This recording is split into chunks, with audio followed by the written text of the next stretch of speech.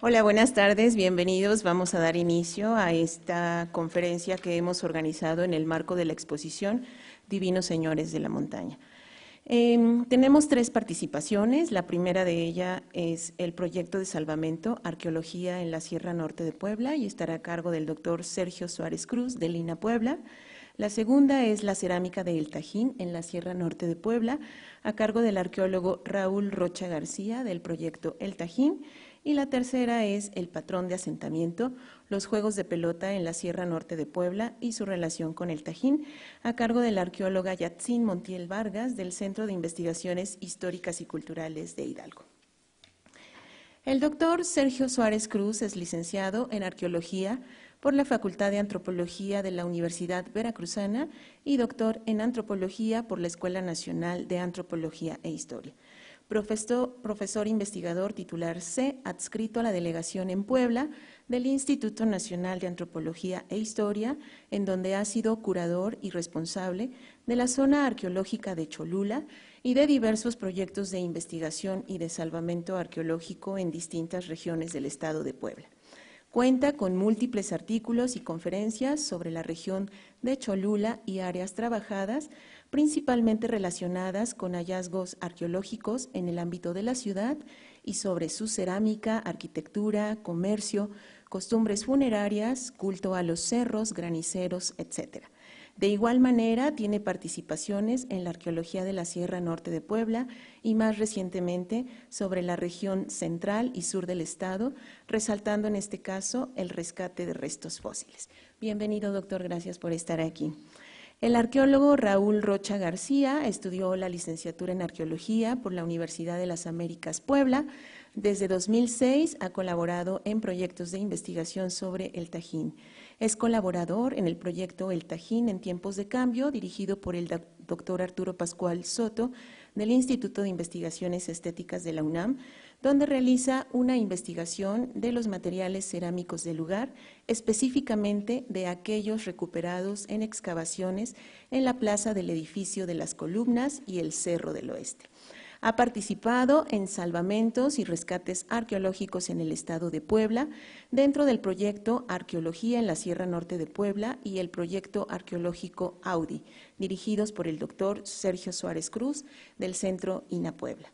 Colaboró con el doctor Arturo Pascual en la búsqueda de materiales pertenecientes a la cultura de El Tajín en diversas poblaciones de la Sierra Norte de Puebla para la exposición Divinos Señores de la Montaña, la Sierra Norte de Puebla en tiempos del Tajín. Raúl, gracias por estar aquí, bienvenido. Y finalmente presentamos a Yatzin Montiel Vargas. Ella es licenciada en Arqueología por la Universidad Veracruzana, especialista en Tecnología Educativa por la Universidad Autónoma del Estado de Hidalgo, maestra en Conservación y Restauración de Bienes Culturales Inmuebles por la Escuela Nacional de Conservación, Restauración y Museografía Manuel del Castillo Negrete del Instituto Nacional de Antropología e Historia.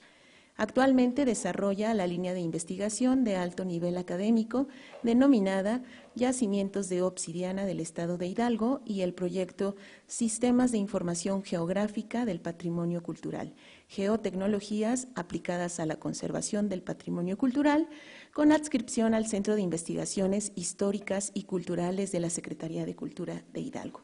Cuenta con publicaciones en revistas y capítulos de libros, investigando temas sobre juegos de pelota en la Sierra Norte de Puebla, curanderos, enfermedades y técnicas curativas entre los habitantes de la Sierra Norte de Puebla, tradición oral y talla de obsidiana en el Cerro de las Navajas. Yatzin, bienvenida.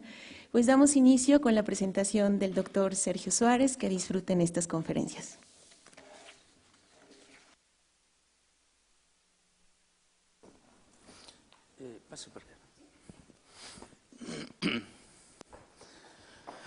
Sí, buenas tardes. Antes que nada, pues quisiéramos agradecer al Museo Amparo por habernos invitado, al doctor Pascual Soto, quien organizó la exposición. Lo conocimos hace algunos años allá en el Tajín, estando trabajando en campo, y bueno, qué bueno que se acordó de nosotros. Quiero decir que el trabajo que vamos a presentar hoy, nos acompaña Raúl y Yatzin, pero fue un trabajo de varios años, como vamos a ver ahorita, finales de de 2008 hasta 2013 más o menos.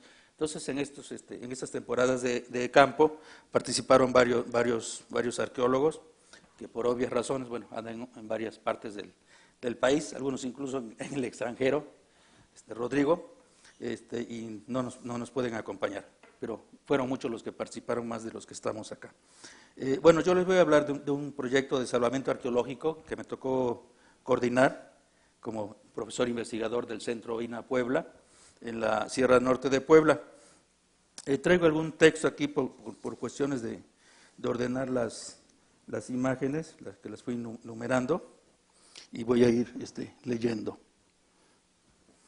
En mayo de 2008, personal de la Dirección de Salvamento Arqueológico suspendió diversas obras que empresas contratadas por Pemex estaban realizando en la Sierra Norte de Puebla, en donde habían afectado zonas de monumentos arqueológicos registrados durante el proyecto Estudio de Factibilidad mediante Prospección Arqueológica en la autopista México-Tuxpan, tramo Puebla, que durante 2005 habíamos desarrollado en la región.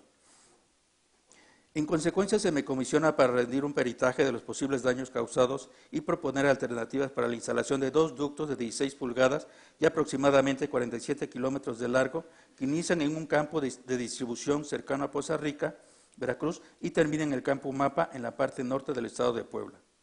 Luego de la inspección correspondiente y el registro de los daños, vamos a ver acá en algunas imágenes, cuando nosotros llegamos ya estaban los ductos tendidos. Este es un sitio, se llama Rancho Anáhuac.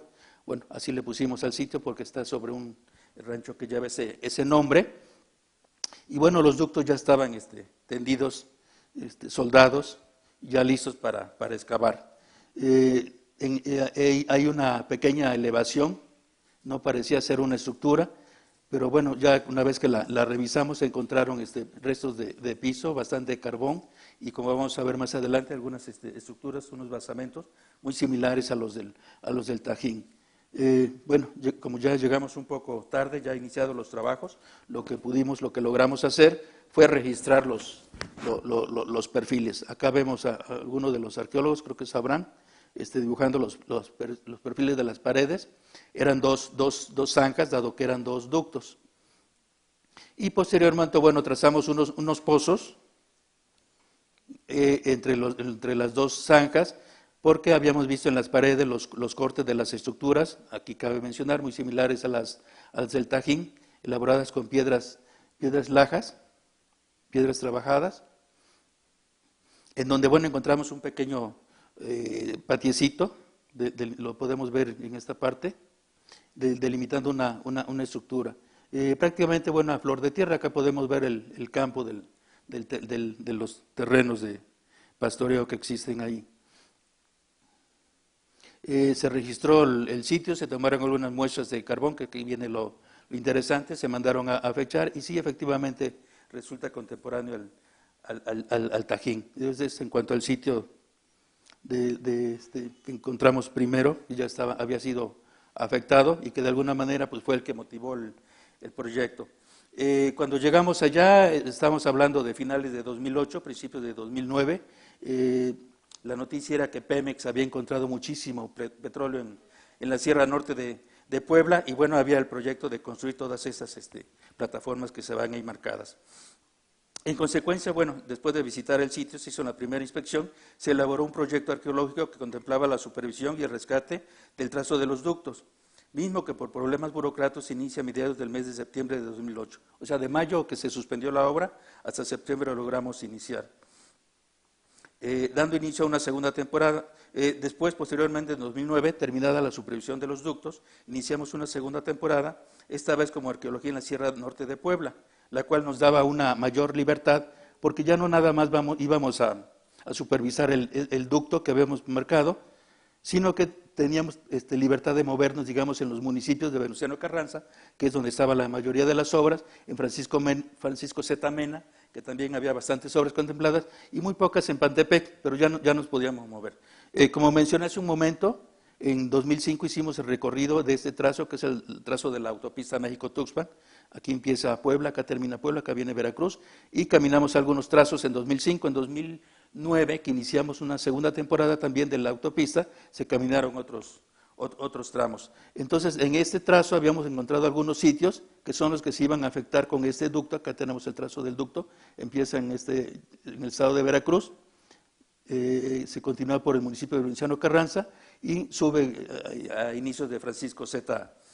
Mena. Pero había el antecedente de los sitios localizados durante la carretera. Este proyecto, segundo proyecto, era muy valioso, como les digo, era importante porque nos daba libertad de mayor movimiento. Recorriendo las zonas, una vez que ya estábamos asentados, tuvimos que rentar una vivienda allá en Venustiano Carranza, lo más próximo posible.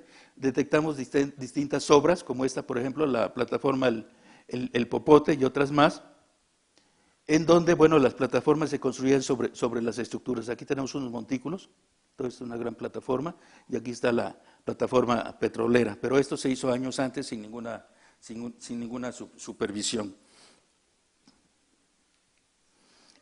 Hubo otros sitios más, como esta que estamos acá, la Coapechaca 46, también donde había trazos de ductos de Pemex que pasaban sobre las estructuras, y bueno, ya estando allá logramos desviar lo más posible los ductos para que no afectaran los basamentos, siempre con supervisión y en los casos necesarios, pues haciendo excavaciones. Fue así como encontramos algunos entierros y estructuras.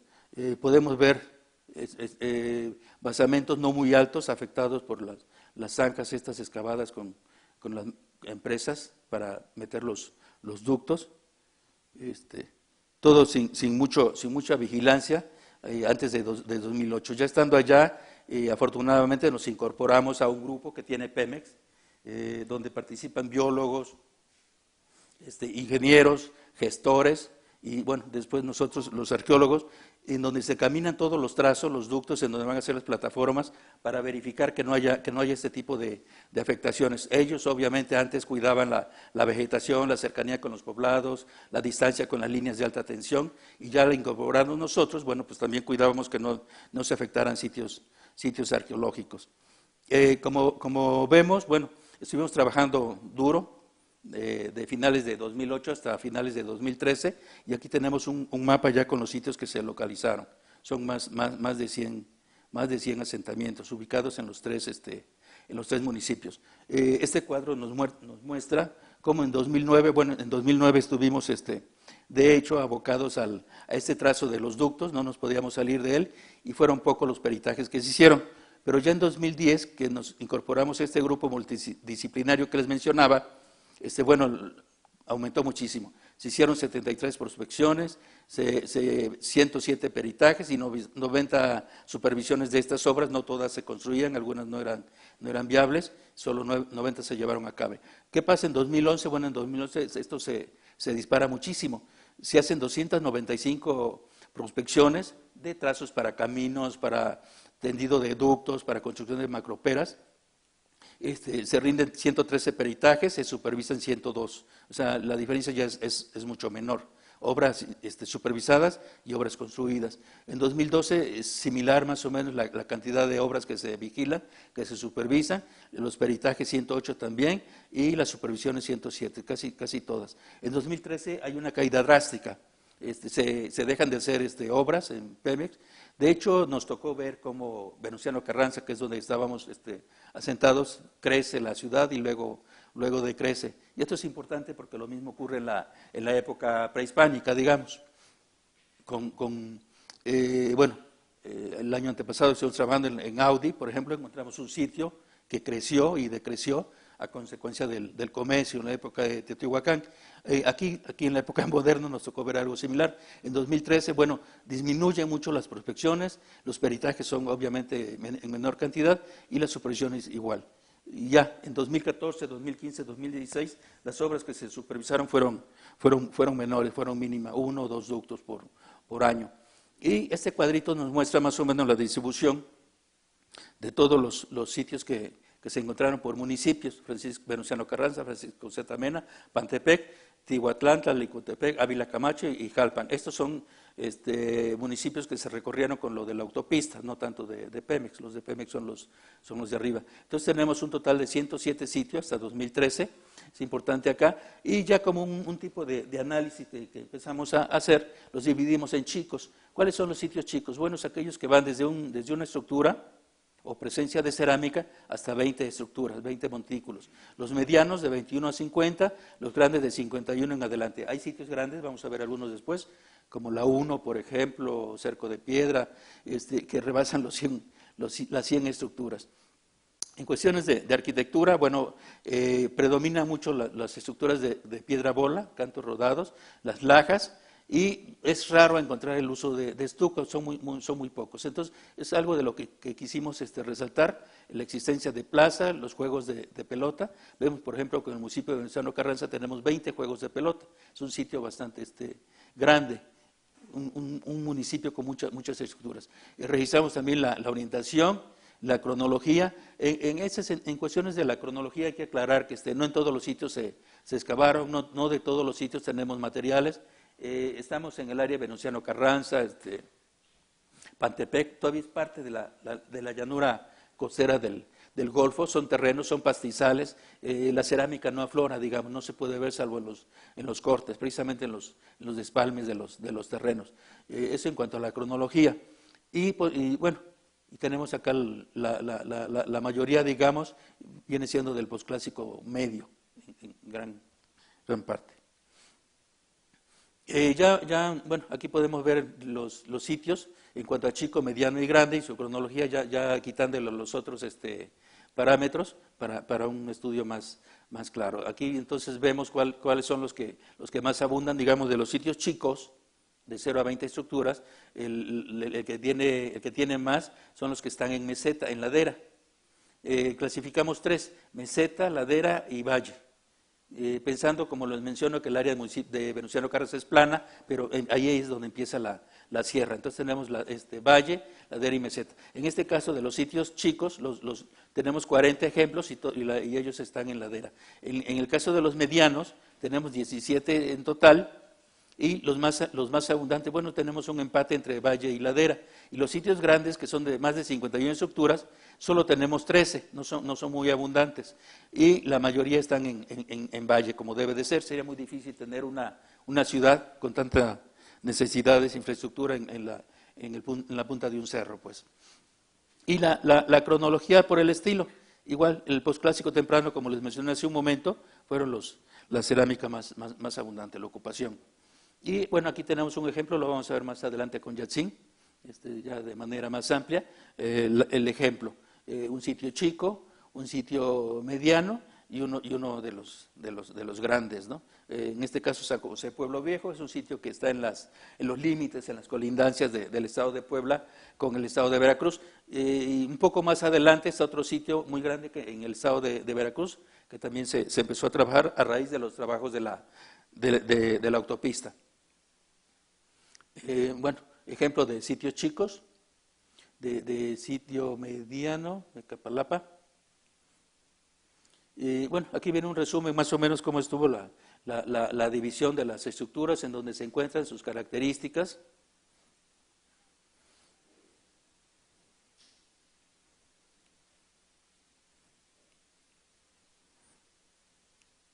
A ver, no quiero avanzar. Ahí está.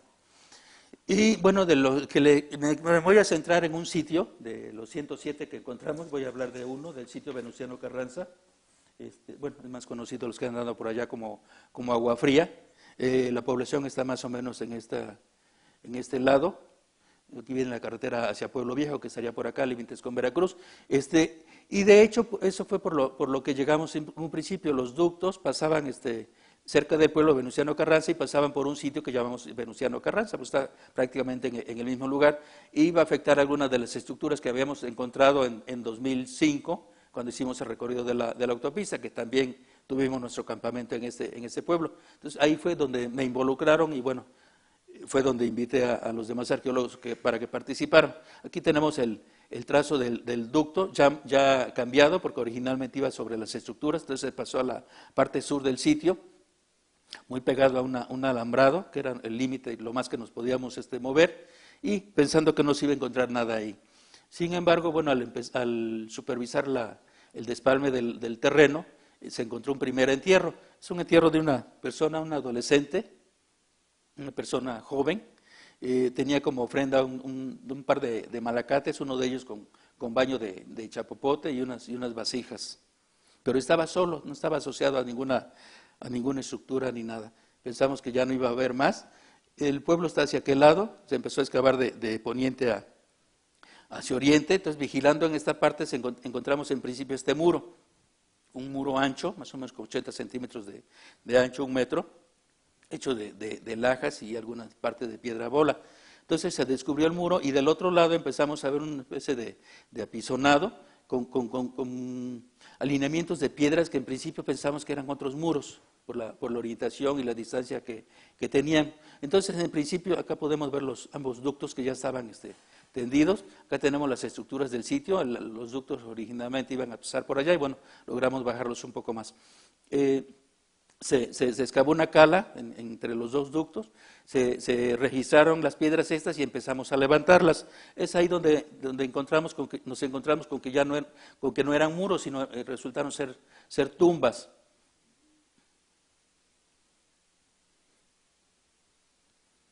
Prácticamente estaban a flor de tierra, si se puede ver, gracias a que son terrenos pues ganaderos, no meten el arado acá y desbaratan totalmente todo. Desafortunadamente también por el tipo de tierra es arcilla, los entierros estaban en muy mal estado de conservación. Son distintas vistas digamos, de la primera etapa antes de retirar las piedras. El yugo que se encontró es precisamente bueno, vamos a ver ahorita.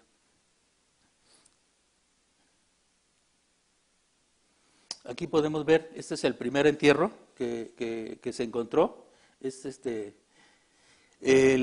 un entierro femenino, se está orientado, como la cucharilla nos está señalando el norte, de sur a norte, se empezó a descubrir, y ya que estaba más descubierto, vimos que en realidad eran 2 entierros. Acá podemos ver parte del fémur del segundo entierro. Acá está el entierro masculino, que es donde se encontró el yugo, como podemos ver aquí en parte de la exposición. Pero bueno, originalmente lo que habíamos encontrado era un entierro, luego nos ampliamos y vimos que eran 2. Acá tenemos ya el entierro masculino con el yugo, una serie de placas de piedra verde, orejeras de piedra verde, una vasijita de ónix también que por ahí está en la exposición. O sea, un entierro bastante rico en cuanto a su ofrenda, a lo variado, por los materiales que se utilizan, que nos dice que Venustiano Carranza era un sitio muy importante donde llegaban materiales, mercancías de muchas regiones.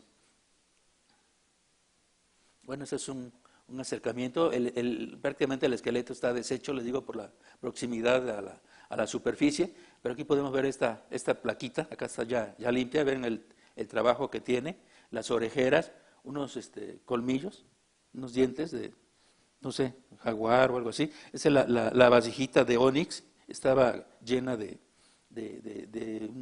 una sustancia roja, pensamos que es cinabrio. De hecho, el mismo entierro estaba bañado con esta sustancia roja, las orejeras que contenía el entierro.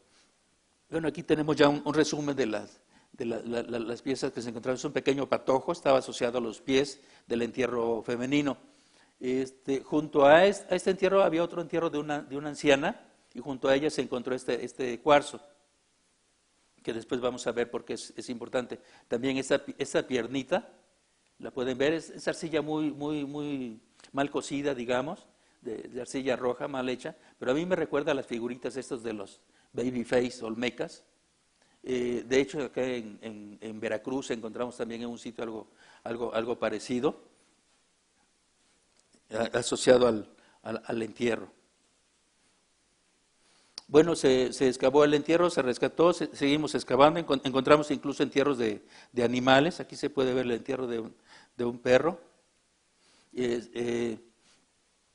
Aquí hay un entierro que vamos a ver más adelante, es uno de los principales, tenía su collar de concha. Pedimos auxilio de la Dirección de Restauración, fueron restauradores, nos apoyaron para sacarlo, para que no se dañara tanto, y junto a este personaje que está dentro de una cista, bueno, había otros entierros alrededor, como acompañándolos. Aquí se empiezan a ver las placas de concha de este collar, todo el proceso de excavación. De hecho, lo sacamos hasta todo el día, ya a medianoche, el restaurador, los restauradores, y pues no podían estar mucho tiempo ahí con nosotros. Entonces hasta de noche estuvimos excavando para sacarlo. Aquí más o menos se ven las placas de concha de este collar. El entierro estaba hasta acá, y la otra parte que estaba debajo del tubo, fue imposible de retirar. Una imagen de noche cuando estábamos envolviéndolo para poderlo extraer.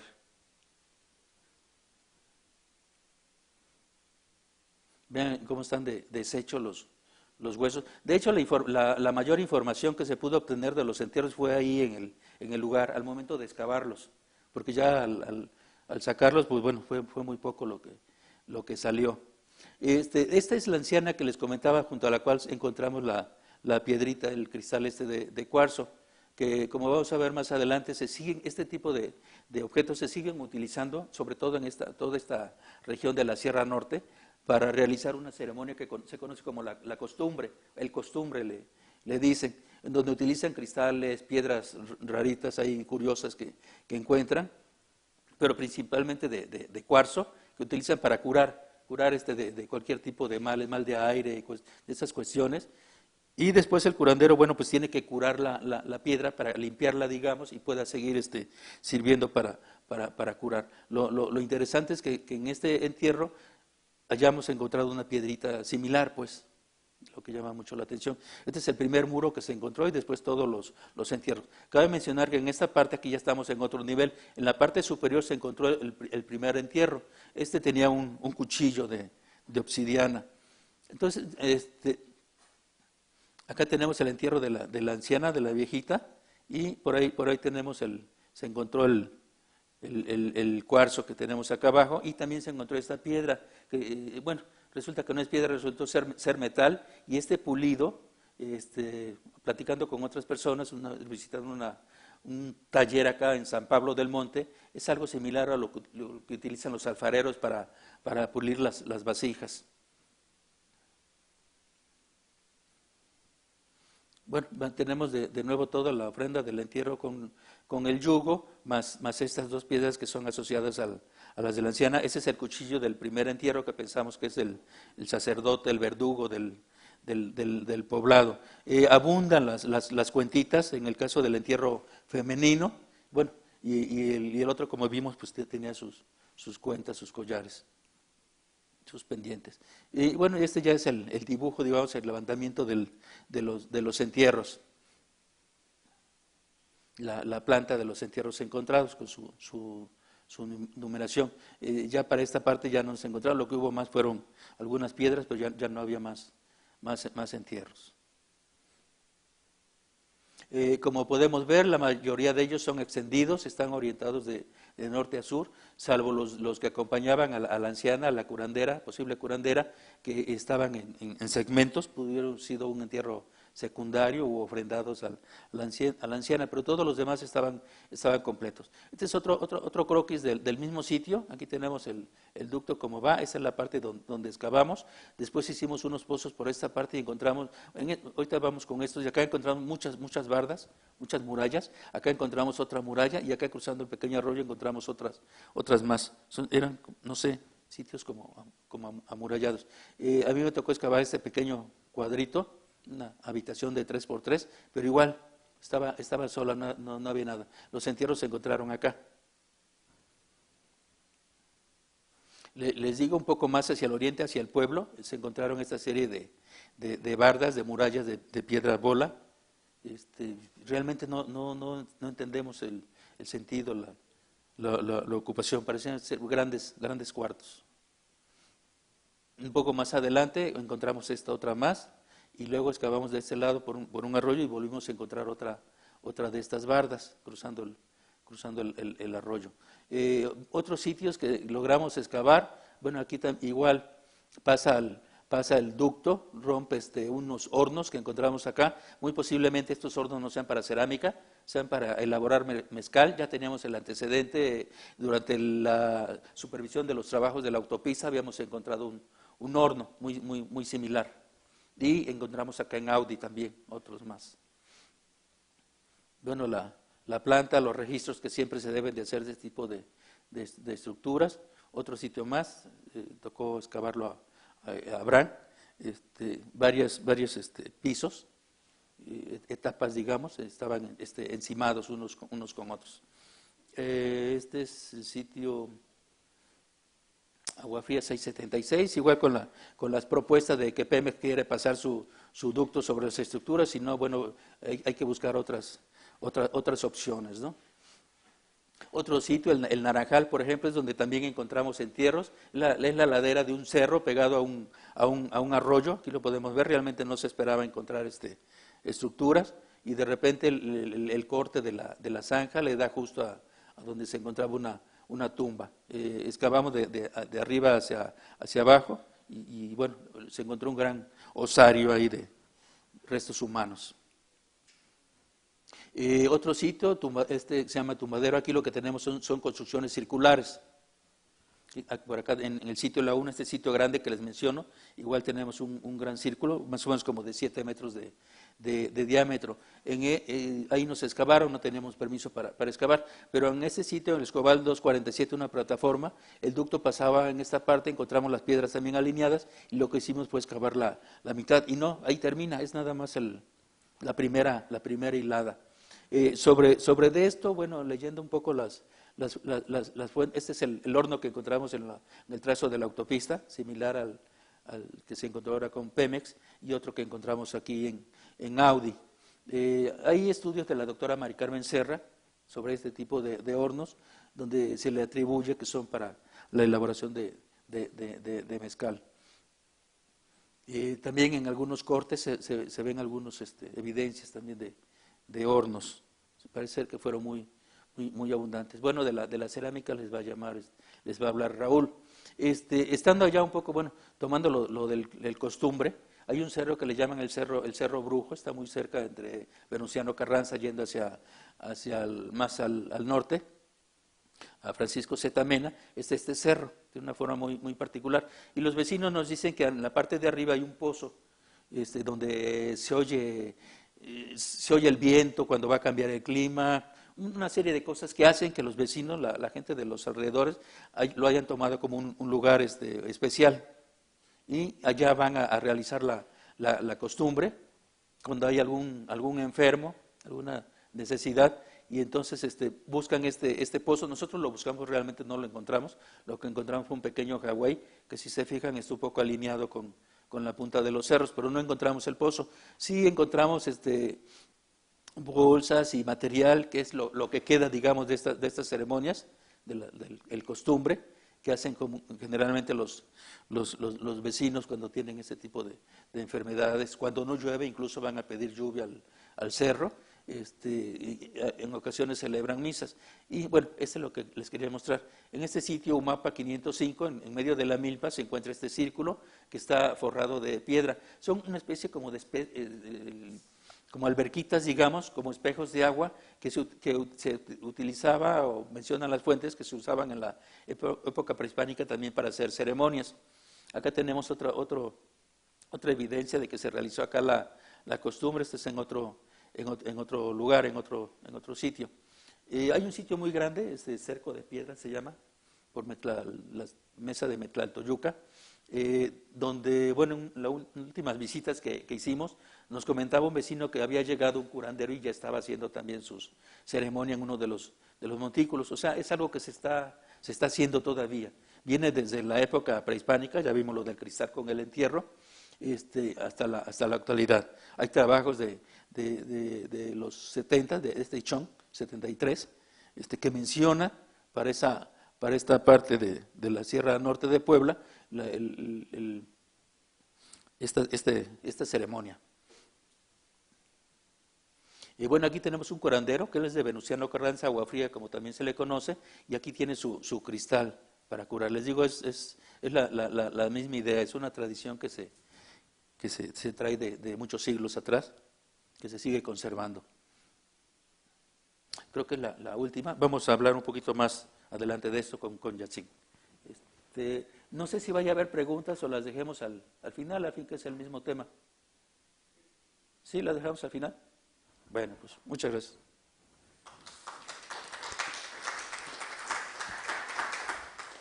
Raúl. Sí. Gracias.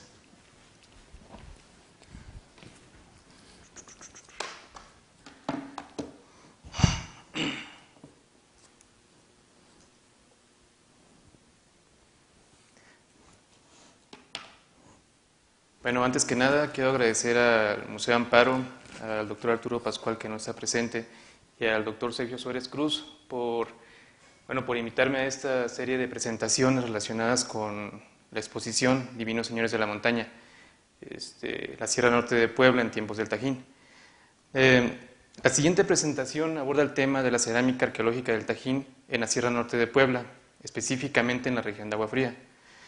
Hay que señalar que, he tenido la fortuna de trabajar tanto con el doctor Pascual, que es especialista en el área del Tajín, como con el doctor Sergio Suárez Cruz, en la zona de la Sierra Norte, lo que me ha dado una visión, digamos, puede decir completa, de lo que es la cerámica del Tajín en estas dos zonas y poder compararlas durante las excavaciones.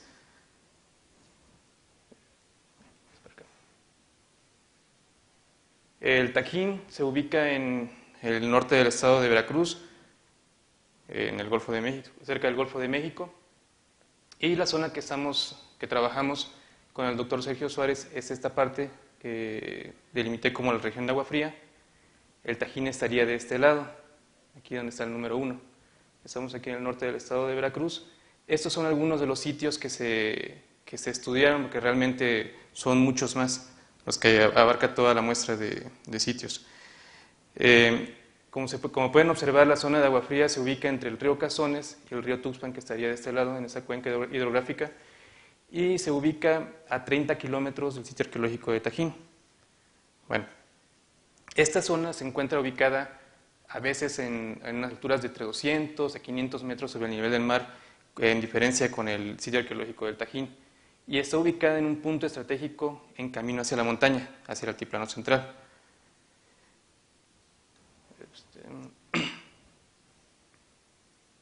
Este es otro mapa donde se puede ver un poco el relieve de la zona. Como les decía, este es el Tajín. Esos son unos sitios cercanos: San Lorenzo, Tlahuanapa, Morgadal Grande, Vista Hermosa, que sería el área de influencia inmediata del Tajín. Y esto sería en la zona de Agua Fría.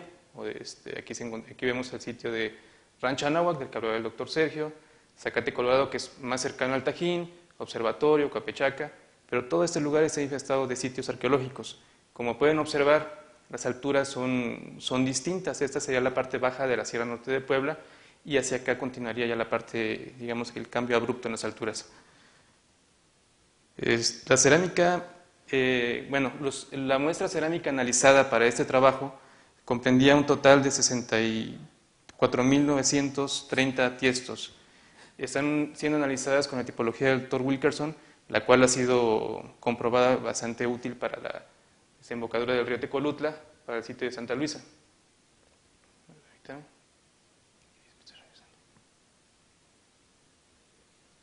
Bueno, los materiales fueron recuperados de distintos contextos, desde áreas rituales, como el área aparte donde el doctor mencionó los entierros, el entierro múltiple, algunas excavaciones habitacionales, contextos de subestructuras como el de Rancho Anáhuac, así como de contextos de superficie.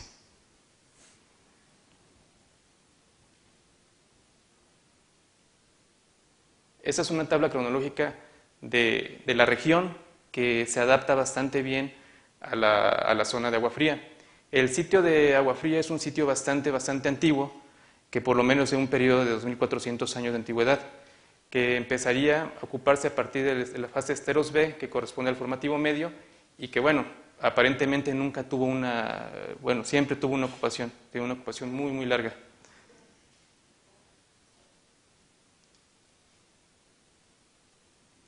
Como mencionó el doctor, este es un entierro múltiple que apareció en el sitio de Venustiano Carranza, de donde se recuperaron bastante, en el contexto de este entierro, junto a ellos, en una plataforma muy cercana, se recuperaron varios tiestos cerámicos correspondientes al formativo del tipo Progreso Blanco y del tipo Cruz Inciso, que son materiales que están fechados para el formativo medio y formativo tardío. La presencia de estos materiales en sí no están... nos están diciendo que, para ese momento eso no es Tajín. Esto es parte de lo que sería el comienzo de la cerámica del Tajín, sienta las bases para un futuro desarrollo local de lo que es ya la cultura Tajín. En el protoclásico, más o menos del 0 al 350 después de Cristo, y el clásico temprano, comienzan a verse otro tipo de cerámicas, como es el aguadulce negro, que son cerámicas negras con bastante lustre, nada más que estas por lo antiguo han perdido ese tipo de decoración, junto con otro tipo de cerámicas rojas que se llaman farallón rojo, que serían las bases para el tipo Valenzuela pulido, en sus variedades Valenzuela y Santa Rosa, que darían o marcarían como cerámicas diagnósticas del Tajín. Es importante mencionar que durante este periodo, durante el protoclásico y el clásico temprano, la región del Tajín se encuentra, digamos, bastante influenciada, como otras regiones de Mesoamérica, por la influencia de Teotihuacán, por lo que están reproduciendo cerámicas con este tipo de forma, que son vasos trípodes con soportes rectangulares, pero siempre tienen ese tipo de estilización local, que es la decoración con gobernantes sosteniendo como si fuera una especie de palo sembrador, una cosa así, con su faldellín y su tocado. Ese tipo de cosas son muy, pero muy locales, pero se están adscribiendo a las normas políticas o estilísticas de la cerámica de Teotihuacán. Para este entonces, la cerámica del Tajín ya comienza a tener una forma propia, ya se podría hablar de una cerámica como tal para el sitio, porque en la Huasteca, por ejemplo, este tipo de cosas ya son totalmente distintas, ya hay un espacio cultural bastante amplio. Este tipo cerámico, por ejemplo, que es el tipo cerámico Ribera Rojo, variedad Ribera, se caracteriza por ser un tipo de ollas grandes, donde la mitad de la olla de hacia abajo tiene un cuerpo bastante rugoso y de la mitad de hacia arriba tiene una parte bastante pulida, posiblemente con fines tecnológicos para transmitir el calor o algún otro tipo de cosas. Este tipo de cerámica es diagnóstica del clásico temprano del Tajín. También tiene una variedad en la que puede presentar acanaladuras en el cuello de 1, 2 o hasta 3 como esta, y vendría teniendo un aspecto, solamente cambiaría esta parte. Bueno, ya en el clásico tardío y el epiclásico local, el Tajín se desarrollaría como una cultura en su mayor esplendor. Abarcaría desde lo que es el río del Nautla hasta Tuxpan y absorbería bastantes zonas de la montaña. Es aquí cuando ya podemos hablar como tal de una cultura Tajín. Todas estas cerámicas aparecen bastante marcadas en la que es la región de Agua Fría y son muy constantes. Es posible que esta región haya estado permeada por todo ese tipo de cerámica, pero siempre se guardaron algunas para las élites locales, como van a ver a continuación. Como por ejemplo estas. Estas venían siendo cerámicas intermedias, digámoslo así. Las primeras que vieron son utilitarias. Estas son un poquito más estilizadas. Estas se pueden encontrar todavía en la región de Agua Fría, en el Tajín y en varias partes de la Sierra Norte de Puebla. Este tipo es el coyutle inciso, que son pastas muy finas de sonido metálico, que son generalmente vasos y se encuentran muy decorados. Sin embargo, no toda la cerámica diagnóstica del Tajín aparece en la Sierra Norte de Puebla. Hay algunos tipos cerámicos como los que estamos viendo aquí, que parece, como les mencioné, que se están utilizando única y exclusivamente para las élites locales o aparecen en ciertos contextos, nada más de algunos sitios, como ahorita les voy a mencionar. A ver, lo voy a regresar para explicarles. Este es un tipo cerámico que también se puede encontrar en otros lugares, el estilo negativo, en cajetes bastante pulidos, porque en Xochicalco, por ejemplo, este tipo cerámico es bastante común.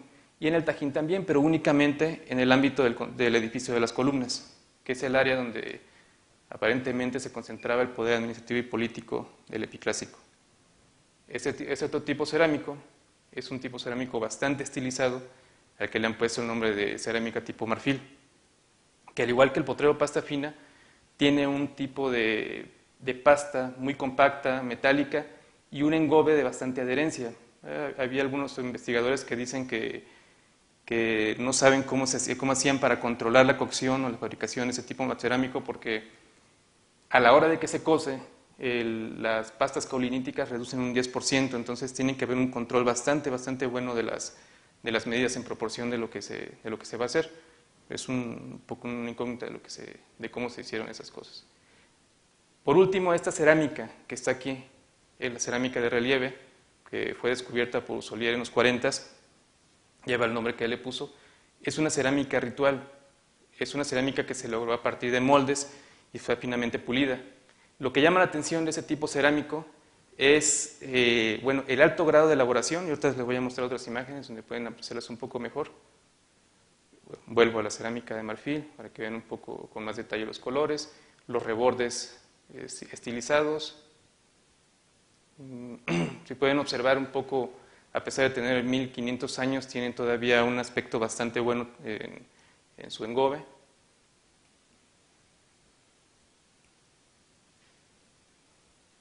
Esta es una animación, una reconstrucción de lo que vendría siendo una cerámica del tipo marfil. Lo que les decía, son cerámicas globulares con una moldura en la orilla. Debería estar corriendo esto, pero bueno. Y tienen soportes, son soportes trípodes hemisféricos. Este es otro tipo de variante de la cerámica marfil en la que se puede observar que tienen diseños al negativo. Generalmente son diseños ovalados con puntos al interior, o este tipo de cosas, pero es la misma cerámica. Lo que le decía de la cerámica de relieve, es una cerámica que se hizo aparentemente nada más para las élites. Incluso en ese tipo cerámico se han hallado glifos que representan a 13 Conejo, que es uno de los gobernantes más importantes, o bueno, más bien es uno de los gobernantes el que se hizo notar a través de la escultura y de la cerámica. Y aquí está su glifo, aparece repetidamente en ese tipo de cerámica, así como signos calendáricos y procesiones de guerreros. Son cerámicas rituales, únicamente aparecen en el ámbito de la plaza del edificio de las columnas, y sí, también aparecen en algunas unidades habitacionales de élite del lugar, pero no con las mismas temáticas. Este es el contexto del edificio 40 junto al edificio de las columnas, donde apareció una cerámica de relieve, está aquí in situ. Está en la parte de una subestructura, posiblemente en lo que podría ser un saqueo prehispánico.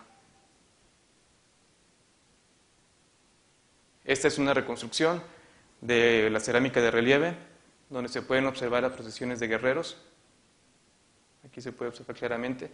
Al igual que la marfil, es una cerámica trípode de soportes hemisféricos. Parece que en ese momento, que es el epiclásico, donde el Tajín tiene su mayor esplendor, donde hay una estandarización en los estilos, por lo menos para este tipo de cerámica. Las hay en negro y las hay en rojo. Las negras, eso es un ejemplo, porque también hay variaciones, hay ollitas, hay cajetes más abiertos, pero todas tienen soporte. Incluso las hay en color negro como esta, por ejemplo. Esa es una reconstrucción del gobernante 13 Conejo, creo que se alcanza a observar bien, ¿no? Que tiene su mando su bastón de mando, lo que podría ser una piel de jaguar o alguna cosa así, un tocado, y su símbolo. Todo ese tipo de cerámica tienen ese tipo de escenas repetidas. Fueron hechas en moldes, repitieron y cubrieron toda la pieza. Ese tipo de cosas eran dedicadas solamente para los gobernantes. Bueno, volviendo, haciendo un paréntesis porque quería que vieran la cerámica del Tajín en esta parte, volviendo a la región de Agua Fría. Esto es un pequeño basamento que encontró la arqueóloga Saraí Barreiro, donde se encontró una importante cantidad de cerámica diagnóstica, como las que ya le mostré, no la de relieve ni la de marfil, la de tipo potrero o coyutla, que son diagnósticas de la fase Isla B, que el doctor Wilkerson había catalogado para el 900-1100 después de Cristo. Sin embargo, en este tipo de concentración cerámica hubo un fragmento de carbón que pudo ser fechado, que nos dio una fecha del 820-980 después de Cristo, y en investigaciones conjuntas con el proyecto Tajín se logró bajar la cronología 100 años, lo que ya se hace un ajuste a otras áreas de Mesoamérica como el mismo Xochicalco, Huapalcalco y otras zonas de área maya. Bueno, esto es un ejemplo de las cerámicas que vendría siendo intermedias, digamos que ¿cómo se llama? En el área del Tajín, que son estas, esa es la de relieve. En el área, es una cerámica también bastante pulida con acanaladuras. son los tipos Coyutla Enciso y Potrero. Son comparaciones de lo que puede haber en un lugar y otro. Pongo Huapalcalco porque posiblemente, como les mencioné, la zona de Agua Fría representó un lugar de tránsito intermedio para llegar a otras latitudes. En este caso, la propuesta es que la región de Agua Fría, bueno, como paso obligado hacia la montaña, captó alguno de estos tipos cerámicos. Aquí en Huapalcalco, la importancia del lugar pudo haber sido la captación de obsidiana para la distribución de esta en la llanura costera. Y bueno, no toda la cerámica diagnóstica de la época se representó en Agua Fría, pero también es curioso que en Huapalcalco exista todo el ajuar cerámico de la cultura tajín, que nos refuerza un poco esa idea, ¿no?, del intercambio cultural y económico que puede estar surgiendo a raíz de la obsidiana.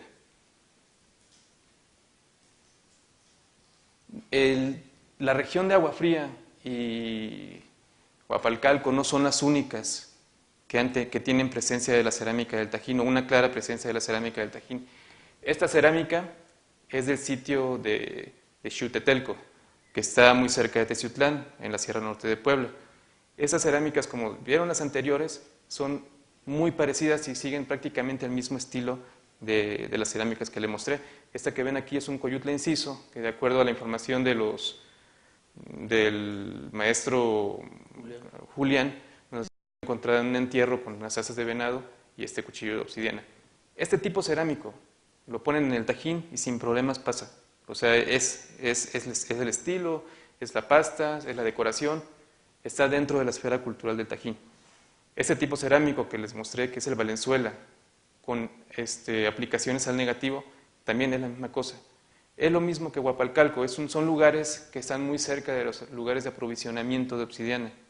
Entonces tienen una presencia del Tajín. El Tajín, al no tener obsidiana de calidad para producir sus herramientas, depende directamente del altiplano. Y es ahí donde la Sierra Norte juega un papel importante para poder adquirir ese tipo de productos, bueno, para que el Tajín pueda adquirir ese tipo de productos. Eso ya es extra. Y bueno, desgraciadamente, bueno, eso es un avance de las investigaciones que se han hecho en la cerámica del Tajín en la Sierra Norte de Puebla. Por desgracia, por infortunio, no hay tanta investigación arqueológica en la Sierra Norte, lo que, si lo hubiera, nos facilitaría bastante con la comprensión de lo que es la llanura costera con la sierra, que al final de cuentas son dos zonas que se complementan y que se necesitan bastante. Hasta el momento, pues, es lo único que puedo mostrarles. Y gracias.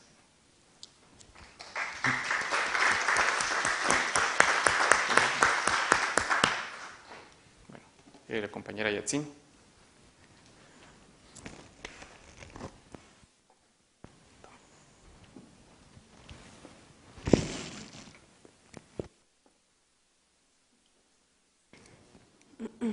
Hola, buenas tardes. Gracias a todos por estar aquí. Asimismo, igual le agradezco la invitación del doctor Sergio, sobre todo pues el interés, la gestión que han hecho desde la UNAM y Raúl también.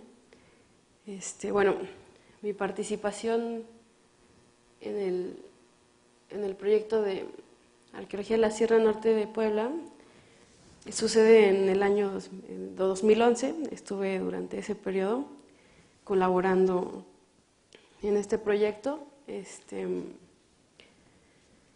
Y bueno, yo tuve la oportunidad de, pues si bien no conocer todos los sitios que ya habían empezado mis compañeros a registrar, pues estudiarlos, ordenarlos y sistematizarlos a través de un sistema de información geográfico. Con eso empezamos a dar como un corte distinto a la generación de una base de datos para generar como pues un análisis puntual estadístico, espacial. De ahí nos fue posible generar diversas líneas de trabajo en el espacio simbólico, los juegos de pelota, la presencia, por ejemplo, de yugos, de arte rupestre, y hemos tratado de impulsar las publicaciones para la divulgación. Y bueno, yo les voy a hablar un poco sobre la cuestión de la variabilidad del registro arqueológico en que derivó la investigación del proyecto de la Sierra Norte.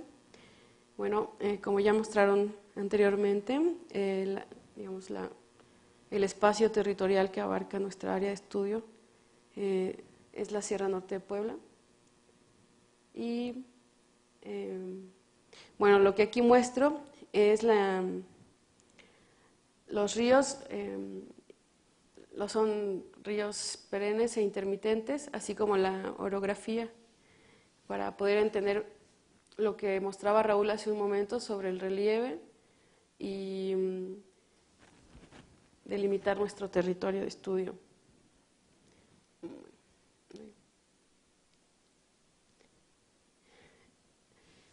Después de un poco más de 5 años de trabajo, se logró identificar más de 100 sitios arqueológicos con una distribución peculiar.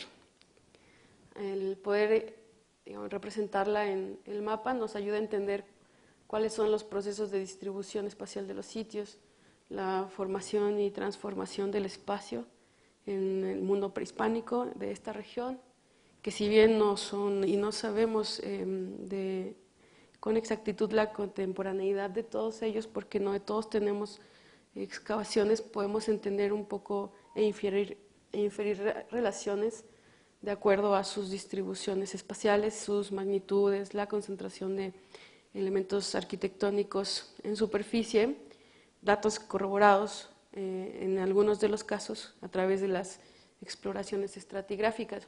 Cabe resaltar que, bueno, la ocupación más, digamos, con mayor concentración sucede en la zona de Carranza, de Venustiano Carranza, que es donde mencionaba el doctor Suárez, que tenemos y tuvimos el espacio de vivienda.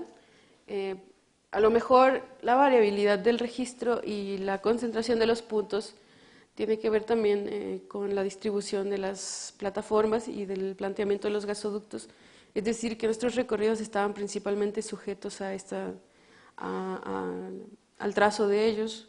Sin embargo, también generamos una campaña paralela para poder ir avanzando, como dar un paso adelante para tener una comprensión de cómo se estaban comportando los sitios en el territorio.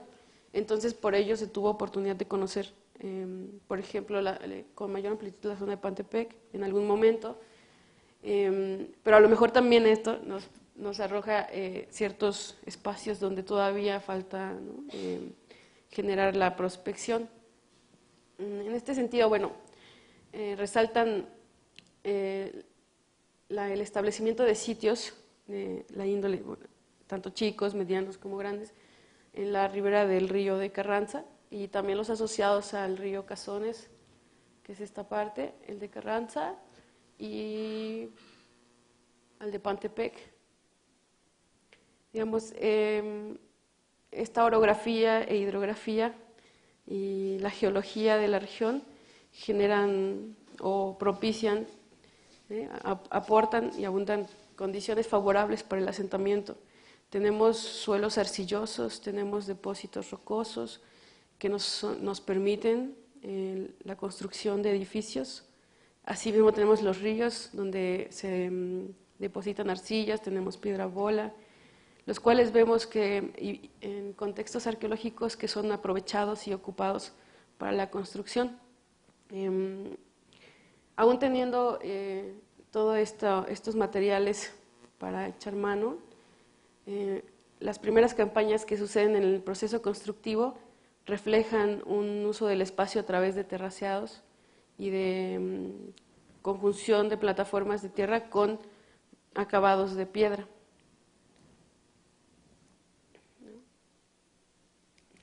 Al otro lado.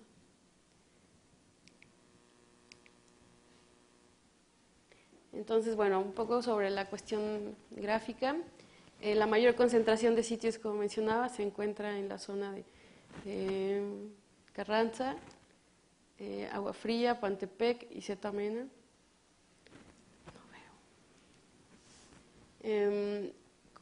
La tabla que mencionábamos hace un rato sobre los sitios registrados, tuvimos la oportunidad de hacer un ordenamiento tratando de inferir cuáles eran los elementos estilísticos y arquitectónicos relevantes, así como sus contextos, si contaban con plazas, si contaban con caminos de acceso, cuáles eran, a lo mejor incluso alguna delimitación, como mencionaba en el caso de los espacios con cercos. Entonces, bueno. En el municipio de Carranza contamos con mayor presencia de sitios chicos, ¿no?, con menor cantidad los medianos y escasos grandes, eso refiriéndose al número de estructuras con las que contienen. En Zetamena tenemos mayormente sitios chicos, en menor proporción medianos y grandes. Y en Pantepec tenemos igual, medianos con mayor presencia, chicos y grandes, solo uno.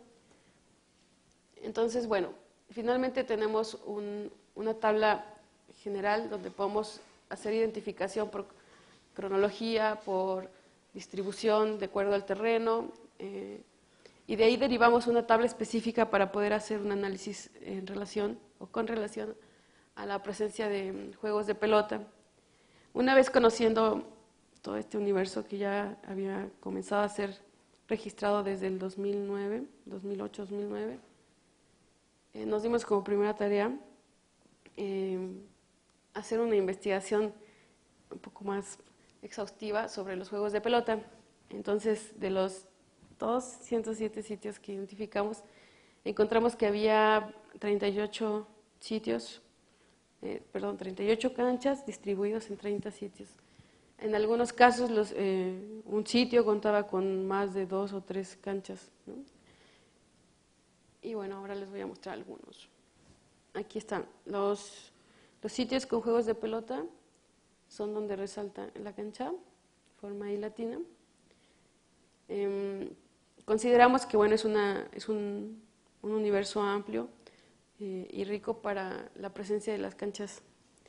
En algunos casos destacamos la conjugación de presencias de yugos asociados a sitios con juegos de pelota y sitios, siendo sitios también monumentales.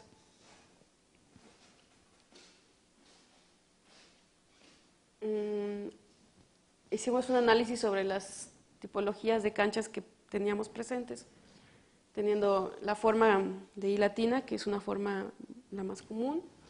Tenemos la T, tenemos una forma de herradura que tiene que ver sobre todo con canchas hundidas, que es el sitio La 1, un sitio muy complejo. Tenemos una propuesta sobre un sitio tripartito, donde están tres estructuras alargadas, rectangulares, distribuidas de forma paralela, asociadas a una plaza, y uno que es muy particular, decimos denominarlo con forma L. La tipología de la forma L varía por una transformación del espacio. Es decir, bueno, ahora les muestro el sitio. Inicio con el sitio de la 1. El sitio de la 1 es un sitio, como mencioné, es un sitio muy grande y complejo. Cuenta con 75 estructuras, está delimitado por el río y se dispone sobre la mesa de San Diego. Es un sitio que tiene se extiende sobre la mesa. Hay una conjugación de zonas nucleares y hacia la zona oeste sigue habiendo ya de forma intermitente presencia de pequeños conjuntos. En este sitio encontramos 3 juegos de pelotas, 3 canchas. Esta es una perspectiva del sitio de la 1, donde podemos observar las zonas nucleares. Acá está un conjunto, el otro conjunto. ¿Ya? El sitio de la 1 es un ejemplo de el proceso de cambio del terreno, donde a través de la disposición de plataformas, obviamente con tierra, son modelados estos espacios y luego posteriormente son edificados y dispuestos los sistemas constructivos. Este sitio es relevante también porque nos muestra la capacidad y la complejidad de los alarifes prehispánicos para el desarrollo de sitios como estos. Si bien en este sitio no tuvimos la oportunidad de hacer excavaciones, es relevante ponerlo en consideración sobre vocaciones como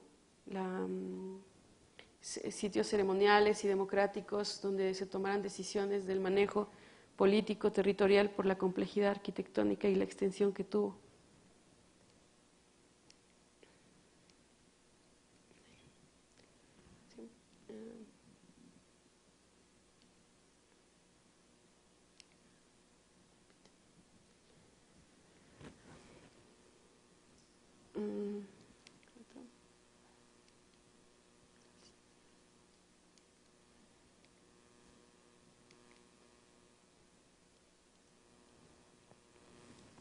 El sitio de la 1, seguimos aquí, presenta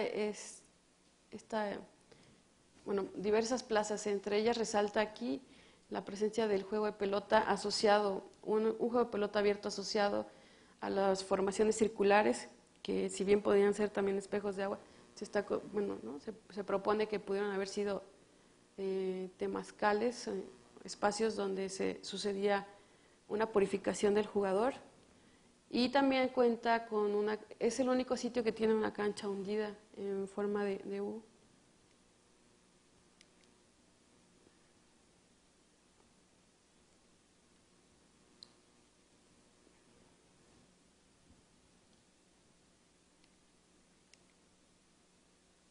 La zona nuclear de la 1, el sitio de cancha hundida. Aquí está la formación circular asociada al juego, las estructuras del juego de pelota. Acá están. Y bueno.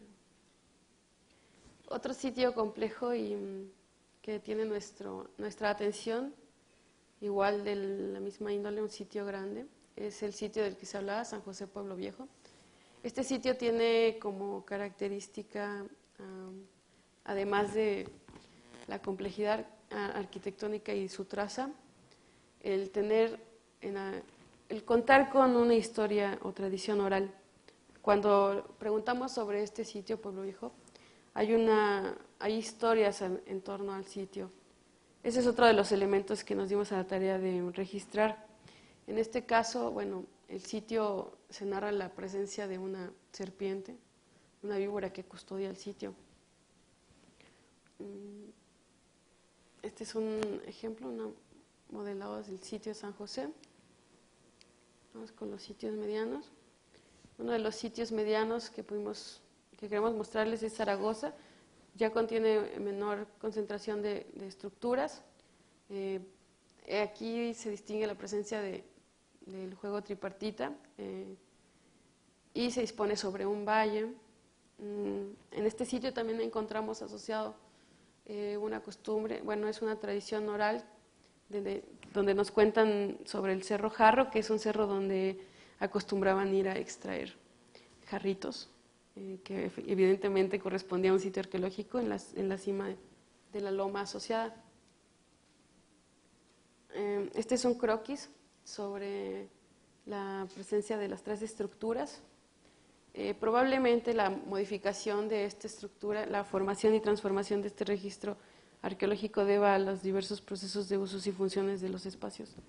Este es un ejemplo y hay otro en el juego de L donde también se observa esa transformación del espacio, es decir, que la toma de decisión sobre la modificación de la imagen y usos de los edificios siempre ha sucedido, ¿no? O sea, hoy en la actualidad son espacios que queremos conservar, que queremos conocer, y antes, en este proceso de uso y de función, también se tomaron decisiones sobre el cambio de la imagen de estos edificios.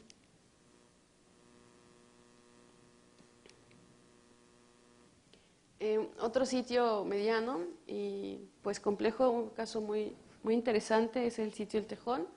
El sitio El Tejón tiene dos zonas, la nuclear y una periférica.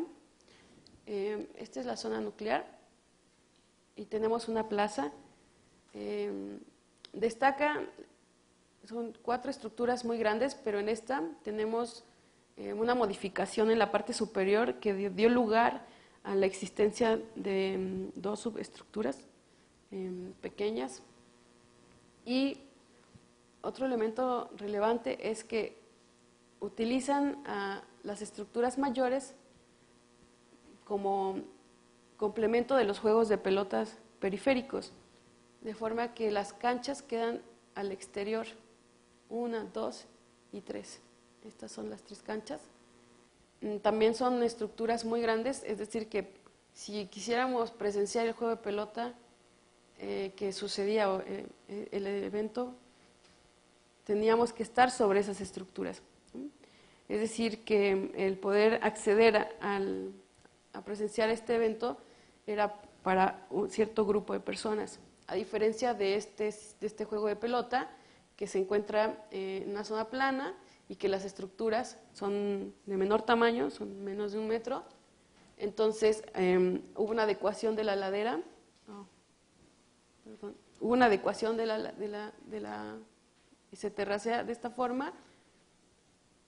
Y si nos paramos acá, cabe un número mayor de personas que pueden presenciar incluso desde la parte baja el juego de pelota. Bueno, la variabilidad de los contextos en los que encontramos las canchas y los juegos de pelota nos ayuda a entender que el juego de pelota sucedía tanto en momentos ceremoniales, ¿no?, como también en la vida cotidiana. Esta es la vista de la zona nuclear del Tejón, la delimitación de las canchas.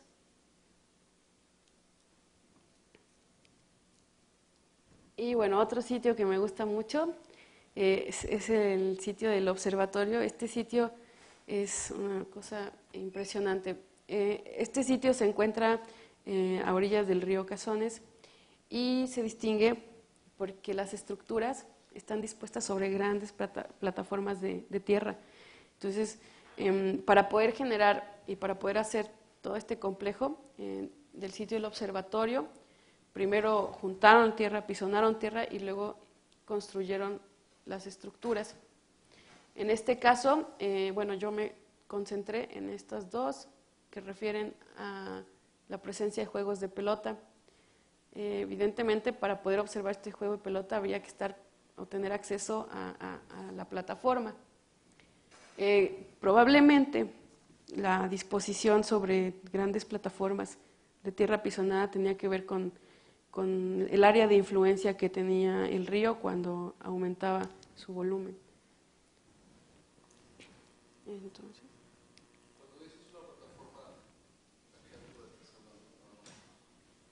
esta. Yo creo para evitar inundaciones tenían que estar en alto. Estas son un modelo del sitio del observatorio. Estos serían nuestros espacios de la vista de los juegos. Y el tablón. En el tablón tenemos una forma de U en el juego de pelota. Tenemos también la presencia de lo que podría ser un taller de obsidiana. Solamente hay 2 sitios donde hemos considerado, por la presencia abundante de desechos de talla de obsidiana, que pudieron haber sido talleres. El tablón es uno de ellos y el tablón destaca, a diferencia del tequila, que también puede ser un taller, por la presencia de espacios como este que contienen juegos de pelota. Igualmente se encuentra dispuesto a la orilla de un río. Aquí está el juego de pelota, perdón. Bueno, vamos con los sitios chicos. Los sitios chicos pueden ser desde una estructura, ¿eran cuántos? 20, ¿no? Más o menos. De 0 a 20. Ajá. Bueno, esa realmente es una loma, está en la parte norte de Venustiano Carranza, y es la loma nada más. al excavar se encontró esta estructura, no se ve más montículos, por eso está dentro de los chicos. Digamos, la importancia de este hallazgo, de este contexto, tiene que ver con la forma. La forma que encontramos dispuestos los elementos constructivos, esta forma ovalada de un espacio doméstico, refiere a una tipología de casas que está representada principalmente en el Códice de Tuxpan. Esto es muy interesante. Raúl le dio seguimiento al análisis cerámico y platicábamos sobre la presencia de los materiales, ¿no? Tanto tajín como huasteco. Entonces empezamos a ampliar lo que sería este rango de presencia, ¿no? De influencias en nuestra zona, que es la región del norte de Puebla. Es decir, hay materiales tajín, pero también encontramos materiales huastecos, ¿no?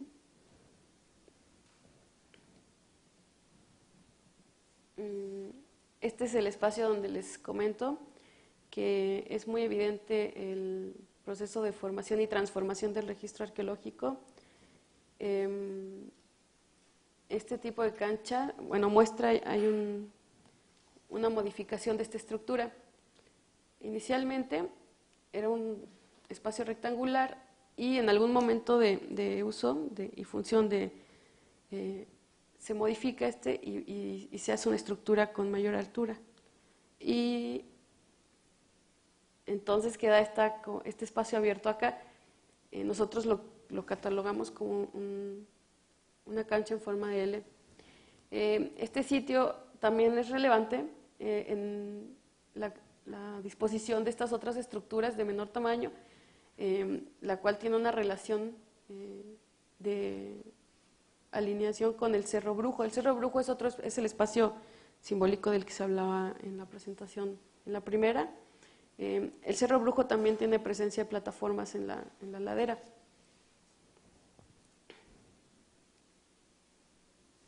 Y bueno, un poco como para presentar el panorama de los espacios simbólicos que se fueron registrando a lo largo de este año.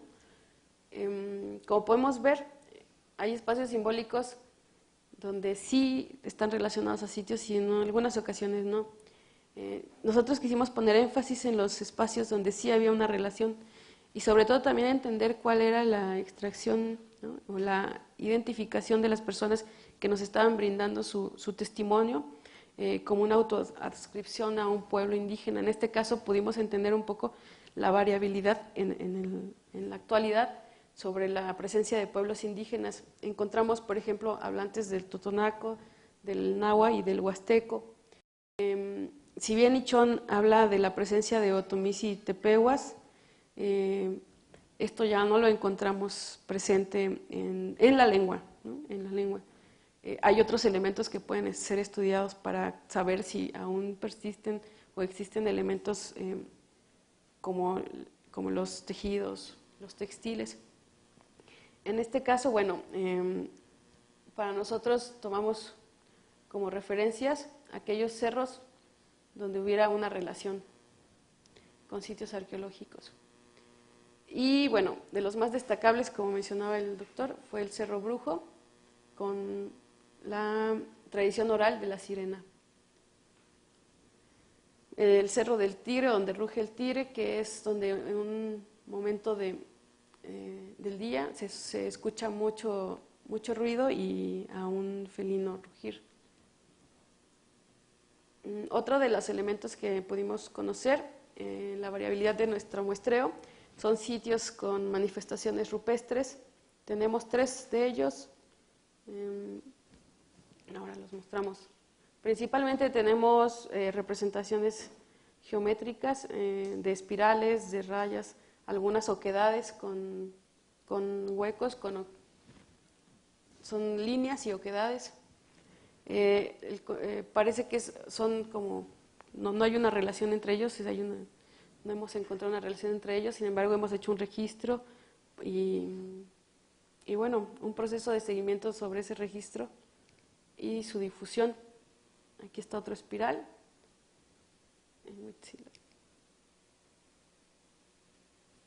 Que en algunos autores proponen que son tipo maqueta, que están representando espacios, ¿no?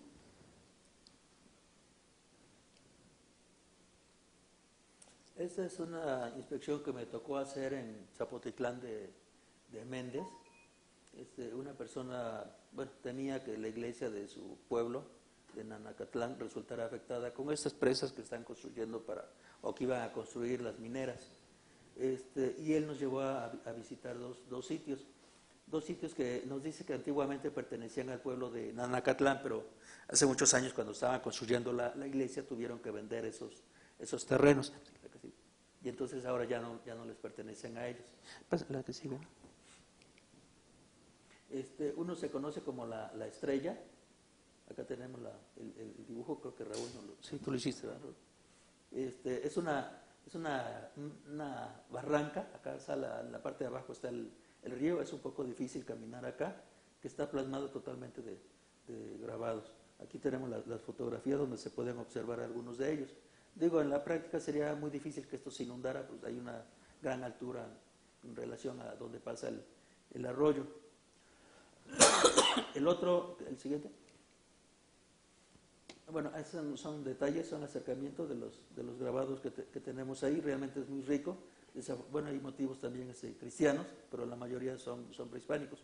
Desafortunadamente fue solo un día que fui, en que visitamos los dos sitios y otro más. No nos dio tiempo más que de sacar fotografías, y en función a las fotos, pues hicimos los dibujos. ¿La que sigue? Pero hay la intención de volver a ir. Este es el otro sitio, se conoce como el calendario. Tiene más o menos los mismos motivos de la representación de la piedra, y acá tenemos algunas fotos con algunos acercamientos. Igual fue lo más que logramos hacer en esta primera visita. Otro compañero ha encontrado piedras similares con muchísimos diseños cerca de Tetela, que está trabajando. Y ellos se encontraron con motivo de un derrumbe con las lluvias del año pasado, también se están trabajando. ¿Sí, la que sigue? Entonces, es un ejemplo más o menos de lo amplio, digamos, de los temas que se tomaron como parte del proyecto. Y seguimos con los yugos. Tenemos, bueno, ya como de los últimos elementos que trabajamos fue la presencia de yugos. Uno in situ, que es el del Venustiano Carranza, y otro que fue un hallazgo de un pescador en una poza. Este es el sitio asociado al yugo, y aquí está el sitio, el lugar donde... Este es el espacio donde obtuvo el pescador el fragmento de yugo. Él nos comentaba que bueno, aquí usualmente pescan, entonces no llevan elementos, simplemente bucean y buscan a los peces. En este caso, él en una ocasión pudo ver a este yugo y lo sacó, buscó la otra parte, no encontró, y bueno, nos invitaron a hacer el registro de la pieza. Así es que trabajamos conjuntamente para registrarlo y poder entender qué motivos tenía el yugo. En este caso, con Raúl, hicimos este juego de la imagen, donde, bueno, digamos que la parte más ancha es la base del yugo. Entonces veíamos que, de acuerdo a las características, y haciendo una reconstrucción del elemento pictórico, veíamos que este sería el modelo, sería un hombre probablemente barbado, y entonces pues en ese análisis del dibujo lo volteamos, ¿no? Y vimos que tenía este doble discurso. Es decir, podría estar en cualquiera de las dos posiciones. Sí, es un juego...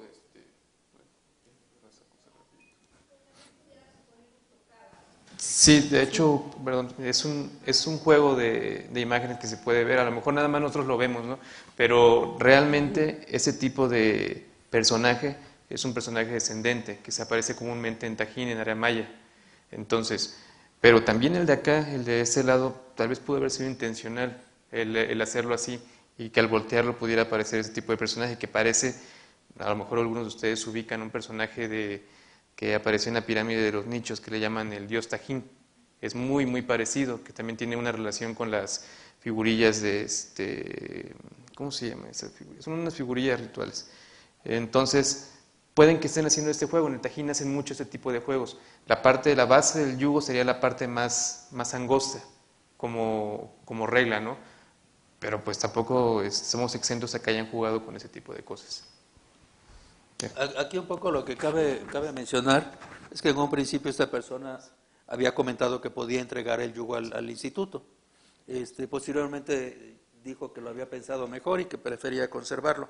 Entonces lo que se hizo, como menciona Yatsin, pues fue hacer un buen registro del fragmento, llenar una cédula y solicitar su registro para que él se haga responsable de esta pieza y él la pueda conservar, pues.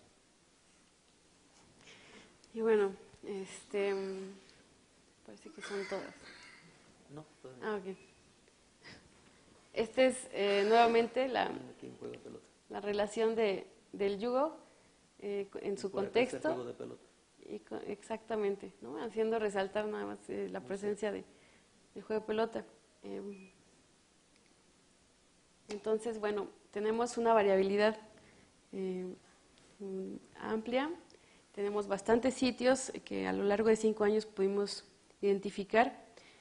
Hasta ahora consideramos que, si bien hubo una influencia de Tajín, también estamos, bueno, las evidencias arqueológicas nos permiten entender que hubo varios pueblos y que la complejidad de sus sitios requieren un estudio, ¿no?, con mayor detalle. Principalmente también pues poner en la mesa el asunto de que esto fue, la posibilidad del estudio de estos sitios surge a partir del proyecto con Pemex. Sin embargo, el conocimiento de los sitios por parte de la población y el poder entender las relaciones de los espacios simbólicos, de la tradición oral en la actualidad, nos permite también como brindar estos espacios de conservación. Por lo tanto, ese es otro de los temas que nosotros hemos como tratado de nutrir a través de la divulgación de los hallazgos, ¿sí? Muchos de los sitios no pudieron, ¿no?, previo al proyecto, no pudieron ser atendidos, registrados, conservados, ¿no? Pero bueno, ahora tenemos y estamos en posibilidades de hacerlo. Y bueno, eso es todo.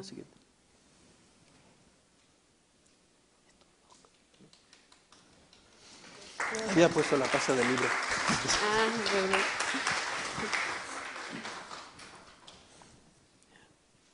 Bueno, pues no sé, ahora sí llegamos a las preguntas. Muy buenas tardes. Soy Adelina Vázquez, soy amanteca, maestra en arte plumaria.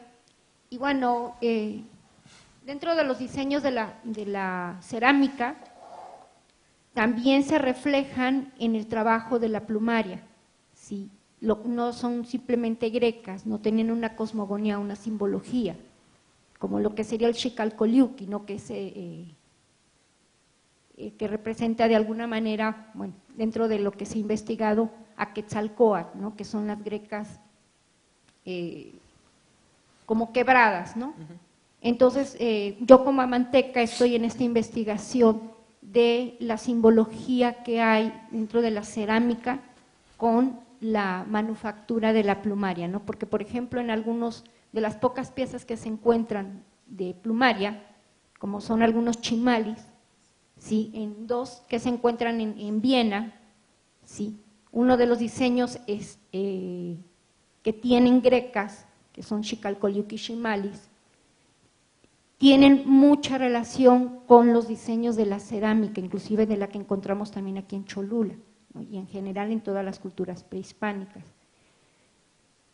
Y bueno, yo considero que bueno, se está haciendo una gran investigación en cuanto a los hallazgos que hay de cerámica, etcétera, no construcciones, pero sería interesante también hacer toda una investigación sobre la existencia de la plumaria, ¿no?, porque a fin de cuentas tuvo una gran relevancia, que quizás no se conoce mucho, pero sí tuvo una relevancia, quizás en los enterramientos que ustedes encontraron, que pudo haber sido de personajes relevantes. Es muy probable que en los enterramientos se les enterrara con plumaria, ¿no? que era lo que se acostumbraba. Sí, efectivamente, como dices, la pluma pues es muy difícil de que se conserve, serían claro. casos muy especiales, Sí, a sí. lo mejor alguna cueva o algo así, pero sí queda la representación, sobre todo en la cerámica, ¿no? En los murales, Sí, todas claro. estas Sí, que cuestiones. todo se le atribuye desgraciadamente a los aztecas, ¿no? Pero dentro de los hallazgos que ustedes han De hecho, es anterior a los aztecas, ¿no? Ya se manejaba la los greca mayas. es universal, Es la tenemos universal, los griegos, claro. los romanos, Es en un todos los vínculo. lugares se tiene. Sí, sí. Y aquí es muy común, sobre todo en el área de la Mixteca. Sí. En Cholula es muy frecuente. Muy frecuente. A veces es muy geométrico, otras más tipo S, más ondulada, digamos, pero está presente. Ajá, sí, el Xicalcoliuqui, ¿no? Gracias.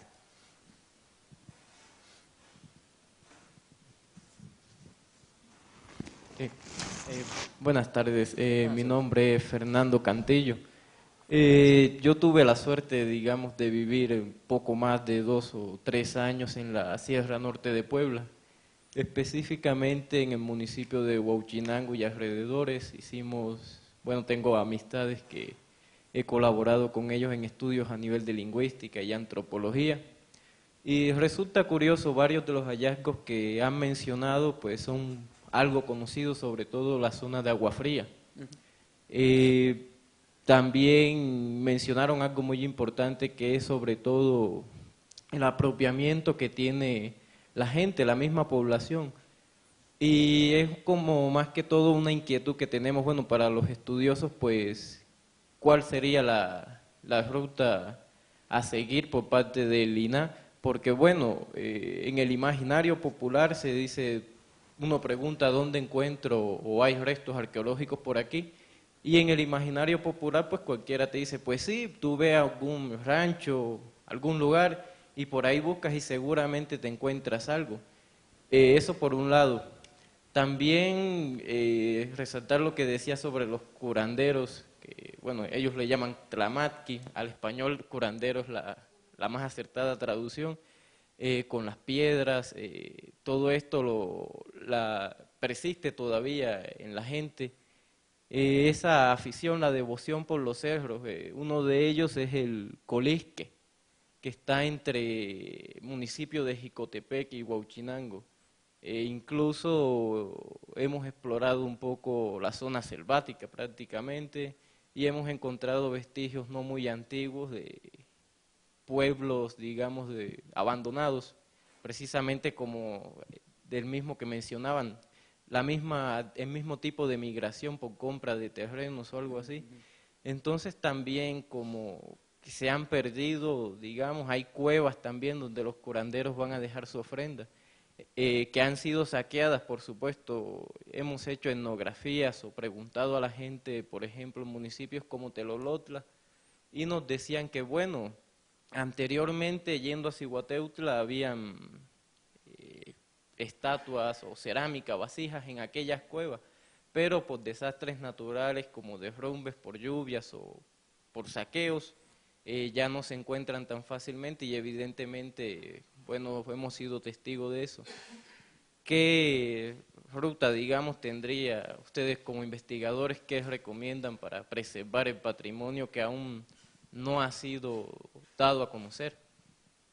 Sí, mira, esa región que mencionas es muy rica, lo que es Huauchinango, Jicotepec. Nosotros la caminamos cuando la autopista, porque ahorita en el proyecto de Pemex pues quedó un poco retirado, ¿no?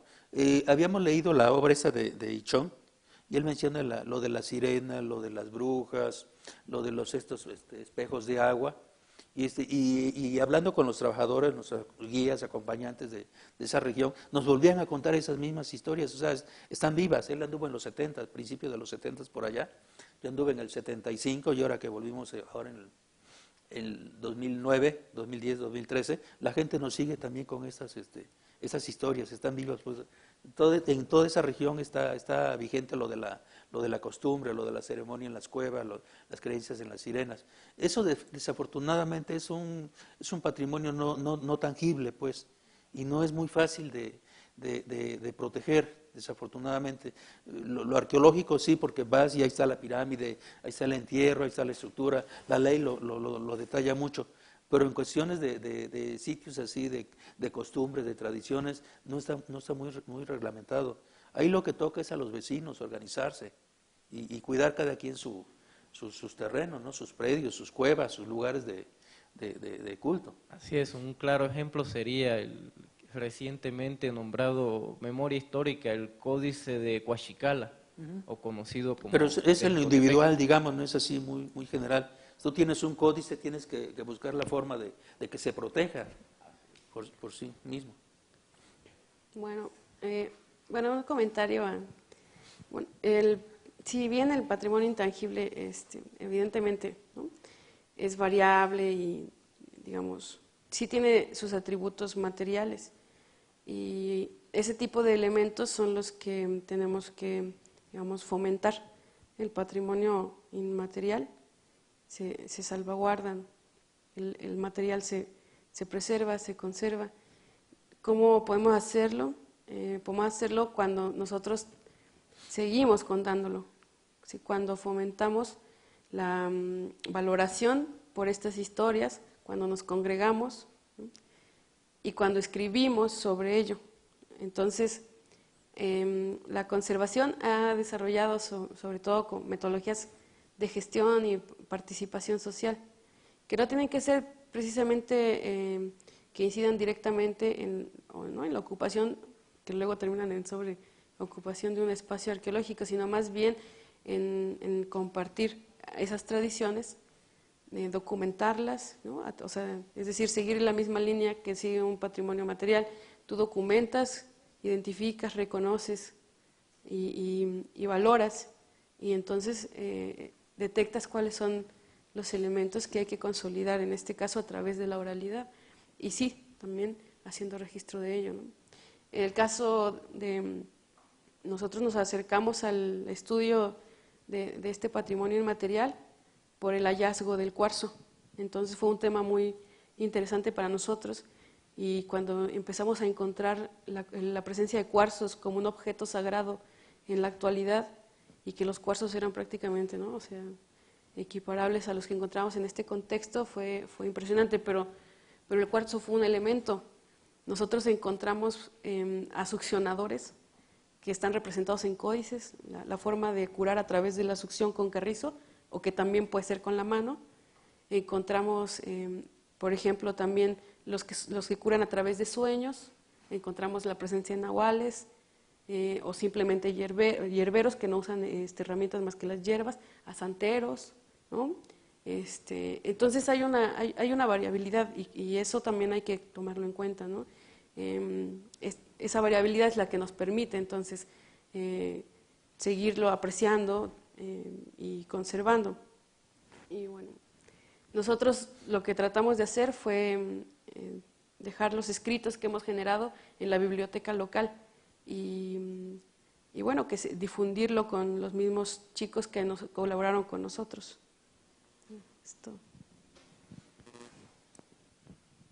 Buenas noches. A mí me gustaría entrar un poquito más en el terreno de la especulación por una especie de… Hay dos cosas que me llamaron la atención. Uno es el concepto de uso, ¿no?, y de cambio, de que la arquitectura, esta idea preconcebida que tenemos de la arquitectura prehispánica como este lugar estático, que no es cierto, no existe, ¿no? Y me parece muy interesante esa. Y la segunda, este espacio del juego de pelota en esta zona, que por más que uno lo quiera vincular a una situación ritual que pueda tenerla, que no lo niego que la pueda tener, implica también una estructura, dos estructuras interesantes. Una es una especie de fascinación con el azar, en una cultura que tiene que ver con algo que no está definido ni predefinido. Y segunda, que implica que es una estructura que tiene o una clase que está específicamente dedicada a esa actividad, o una tradición en la que la gente tiene que tener el tiempo suficientemente libre para dedicarse a ella, lo cual implica un cierto grado de riqueza en la zona, ¿no? Entonces, me gustaría preguntar, digo, al principio lo mencionaste un poco como que este punto intermedio de que se va hacia un lado, hacia el otro, pero mi pregunta tiene que ver específicamente con ¿Por qué creen que existe tanto juego de pelota en esa zona? A ver, yo creo que es un poco la cronología, la época de ocupación de la mayoría de los sitios. Tenemos un ejemplo muy importante, el sitio del Tejón, que se les mostró. Es un sitio grande, con su centro ceremonial, en donde tenemos 3 juegos de pelota, como mencionaba Yacine, cerrados. O sea, para una élite, no era, por más que quisieras, pues de abajo no se ve, tienes que estar en la parte alta de los edificios. Pero ese mismo sitio, en la parte baja, tiene un juego de pelota abierto, visible, o sea, para el pueblo. Era una ceremonia, digamos, compartida. Y siendo sitios contemporáneos, bueno, los comparamos con el Tajín, pero si lo comparamos con Cantona, pues prácticamente 27 juegos de pelota no son mucho, pues. ¿Cuántos tiene? Un solo sitio tiene 24, ¿no? O más. O es el juego de pelota del pueblo, pues, donde todo el mundo puede verlo, y ya en la parte alta, la restringida, pues ya nada más los militares, los sacerdotes, la gente que tiene los medios, ¿no? O sea, sí hay muchos juegos de pelota, pero realmente no son tantos si lo comparamos con Cantona o con el Tajín, pero es una moda. Por ejemplo, Cholula, un sitio tan grande, bueno, o sea, hay mucha destrucción ahí, pero no hemos encontrado un juego de pelota, y tiene la ocupación para ese mismo momento, pues, Xochicalco, Cantona, y cómo es que en Cholula no hay juegos de pelota. Seguramente por ahí andan, no lo hemos encontrado, pero debe de haber, porque era una moda, o sea, todo el mundo quería tener su juego de pelota. Tenemos en el área Maya, en Oaxaca, en todos lados. Sí. Como un pequeño comentario nada más.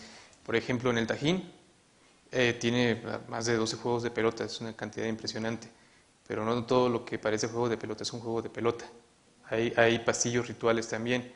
No puedes jugar el juego de pelota en un lugar donde te vas a echar el relieve. Por ejemplo, hablando del juego de pelota sur, hay algunos que no son realmente eso. Yo solo es el comentario, para dejarlo así, nada más. Sí son juegos, pero son rituales. Sí, pero no, O sea, no es para la práctica. Son como, maquetas, ¿me entiendes? Hay juegos maqueta. Bueno, yo solo quiero abonar que creo que pues tenían, como bien mencionas, pues los elementos, ¿no? Porque ahí tenían el árbol de hule, tenían la piedra, tenían las arcillas para hacer juegos más módicos o juegos, ¿no?, monumentales. Entonces, si bien pues sí se ha planteado que, ¿no?, la arqueología estudia los restos materiales, entonces bien las estructuras nos evidencian que hubo un momento digamos, de boom del juego de pelota, pero también es que hubiera las características naturales para poder desarrollarlos, ¿no? Algo que a mí me pareció muy interesante y bueno, ¿no?, poder entender es que sí hay juegos de pelota para la gente, ¿no? Entonces también creo que pudo haber sido un proceso de dispersión, de vida cotidiana del juego, ¿no? O sea, a veces ritualizamos y, bueno, esa es la opinión, ¿no? Que si bien encontramos este tipo de espacios para el desarrollo de un juego de pelota, ¿no?, sin esas características, que incluso, ¿no?, hay juegos maqueta, podemos aventurarnos a decir eso, ¿no? La capacidad de carga de ese espacio, tener a un grupo mayor, ¿no?, la forma de la visual, ¿no?, la disposición del terreno. Entonces, eso yo creo que es relevante. Incluso el hule se siguió usando hasta los años 80, 90 para hacer mangas de hule, ¿no?, ahí en esa zona. Y todo, ¿no?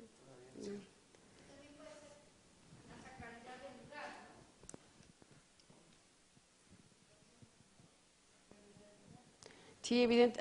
Hay mucha... Hay una diferenciación marcada ahí, sí, ¿no? O sea, el Tejón fue un hallazgo impresionante. Tener 3 juegos de pelota asociados al espacio nuclear, ¿no?, y monumental. Y luego el contraste. Ese fue como lo más latente, ¿no?, palpable para nosotros.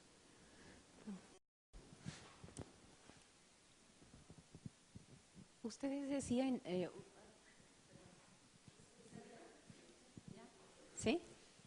Ah, bueno. Nada más una pregunta. Comentó el arqueólogo joven que no era de muy buena calidad la obsidiana. Entonces habrían tenido relación con Cantona, porque Cantona fue muy importante en la producción de obsidiana, tengo entendido. Entonces, ¿ustedes encontraron que o consideran que pudo haber comercio entre ellos y esto para la obtención de obsidiana? La obtención de obsidiana de Cantona, que viene de Zaragoza, ¿verdad? Toda esta parte, Zaragoza y Ameles, toda esta parte. Hay un punto en la historia del Tajín en la que deja de abastecerse de obsidiana de Zaragoza y Ameles. Coincidentemente aparece el apogeo de Cantona. Entonces es más probable que Cantona haya bloqueado el flujo de obsidianas hacia el Tajín y que esto haya permitido. Sí, en las excavaciones uno puede notar claramente obsidianas grises, semi-translúcidas, veteadas, y de repente un cambio, obsidianas negras. ¿Por qué? En un periodo posterior. Ahí parece que hay un bloqueo o un cambio de las rutas de comercio. Es muy posible que tenga que ver Cantona, pero no en una parte de como socio comercial, sino más bien como que se está bloqueando el flujo de ese tipo de materiales y se está sustituyendo con materiales de Zacualtipán, en Hidalgo, que es una obsidiana negra, prácticamente no deja pasar la luz. Y pues con lo que comenté de Huapalcalco, es posible que este tipo de lugares hayan estado recibiendo por la facilidad de los terrenos, que es más fácil llegar por el altiplano a Huapalcalco y de ahí descolgarse hasta la parte de la llanura costera, que como en la actualidad sabemos es el camino más corto entre la costa y el altiplano en la zona norte de Veracruz, y tuvieron que haber estado abasteciendo de este lugar. Entonces yo más bien pienso que no, Cantona no tuvo relación. Incluso cuando estuve trabajando con el doctor Suárez, asistimos varias veces al museo de Cantona y no hay ninguna pieza Tajín. Tendría que haber también algo que nos indicara un intercambio, por lo menos alguna piececita, pero no hay nada. Y nada es nada, o sea, no recuerdo absolutamente nada de eso. Entonces no creo que vaya por ahí, más bien hay un bloqueo al parecer. Sí. Sí. Dos preguntas. La primera es en relación al proceso de manufactura de estas vasijas globulares, o sea que nos decían que están hechas como en molde, pero el molde ya lleva la decoración o la decoración va en excavado como las tipo chocholá. Bien. Cuando uno observa la vasija, cuando la tiene cerca, puede notar claramente que hay un proceso en que se utilizan moldes. ¿Por qué? Si notaron, las escenas son repetitivas y son idénticas.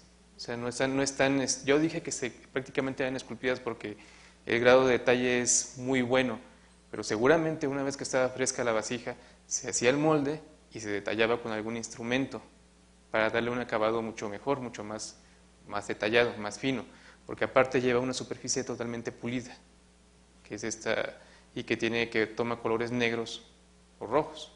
Entonces yo creo que es el molde, obviamente negativo, para ponerlo sobre la cerámica y luego con detalles hacer un poco los surcos más finos, para que se vean. Díganme. Yo pienso que sobre la pieza directamente, sí. Pero son trabajos realmente muy, muy finos. Incluso es una larga tradición de cerámicas negras y rojas pulidas que vienen desde el formativo y que podríamos decir alcanzan su madurez durante el epiclásico local, que ya con los ajustes temporales más o menos por ahí del 800-980 después de Cristo. Y por ejemplo, en el clásico medio se encontraron vasos con ese tipo de acabado pulido, negros, pero con toda la carga del estilo teotihuacano, incluso algunos muy raros con cinabrio en el centro, en la pasta, como tratándose como si fuera una parte ritual, pero que nada más sabía quién la hizo y quién las está manejando, porque no son cosas visibles. Y eso lo logramos saber a raíz de análisis físicos que se le hicieron a las piezas, que están teniendo cargas de cinabrio en medio de la pasta. Y la segunda pregunta, ¿nos podrían comentar sobre el mito de la sirena del que han estado haciendo referencia? Es un mito, le digo, reporta Ichón en el 73, más no tanto para el área de Venustiano Carranza, sino más bien para Pantepec, para Jicotepec, San Pedro Petlacotla, se llama un pueblo ya de Jicotepec, de La Ceiba hacia adentro, hacia el norte. Es muy común en esa región y tiene que ver con el Tajín precisamente, ¿no? donde la abuela le cuenta al niño cómo hacerle para, ¿cómo se llama? Para las costumbres, cuando la gente lo vaya a ver para curaciones, los rezos que deben de hacer, los sacrificios, el número de guajolotes, todas esas cuestiones que deben de sacrificar para las ceremonias. En el caso de las sirenas, son personajes, digamos, que se apoderan de algunos espacios, y eso es algo que tenemos también acá en la región de la Malinche. La gente comenta lo de la sirena, lo de los remolinos, entes que se posesionan de los lagos, y cuando esto ocurre, bueno, es peligroso ir a nadar en estos lugares porque se corre el riesgo de ahogarse, ¿no? Entonces tienen que ir a ver al garnanicero, al curandero, para que haga estas ceremonias que expulsen a la sirena o a estos remolinos, estas culebras de mar. O sea, todo está muy relacionado con los ciemperos, por ejemplo.